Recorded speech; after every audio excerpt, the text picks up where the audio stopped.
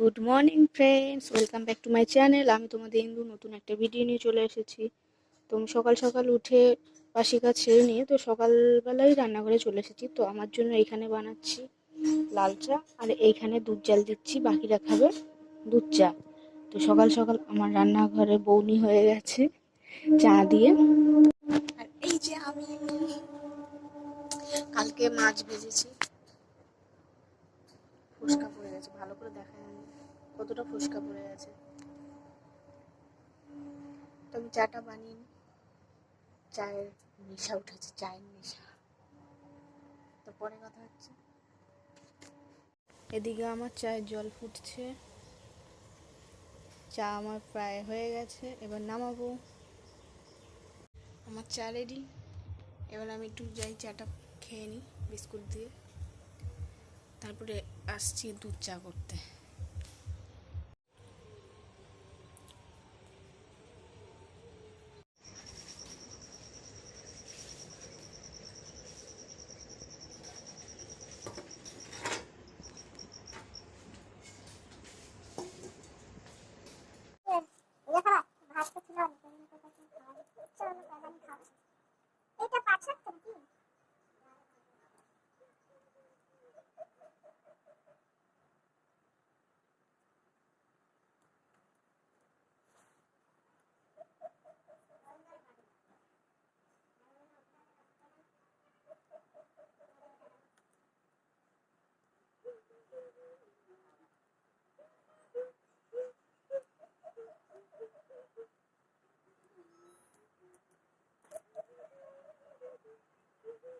বাবা নাস্তা নিয়ে এসেছে, তো আমি আর বাবা মিলে বসে বসে টিফিনটা করে নিলাম সকালবেলায়।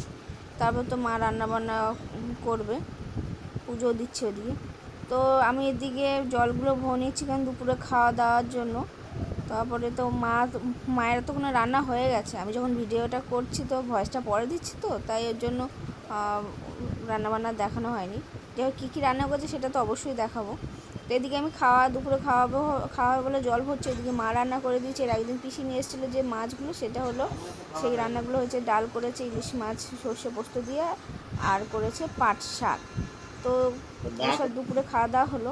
তো দুপুরে খাওয়া দাওয়া করার পরে একটু ঘুমিয়েছিলাম। তো এবার জামা কাপড় কিছু কাচাকুচি করেছিলাম, সেইগুলো সব ছাদে মেলেছিলাম। দিয়ে এবার ছাদে এত হাওয়া দিচ্ছে, দারুণ দারুণ। একদিকে মেঘলা মেঘলাও লাগছিলো, যদিও বৃষ্টি হয়নি। তো সেই জামা কাপড়গুলো তুলতে এসেছি, জামা একটা পরেও গেছিলো হাওয়াতে, জামাগুলো তুলতে এসেছি আর হাওয়াও নিচ্ছি, খুব ভালো লাগছে। চোখে এখনও ঘুম ছিল, আর ভালো লাগছিল না, মানে এখানেই শুধু বসে থাকি। এত আর ভিতরে এত গরম, ঘরের মধ্যে কিছু করার নেই, ঘরেই ঘুমাতে হবে।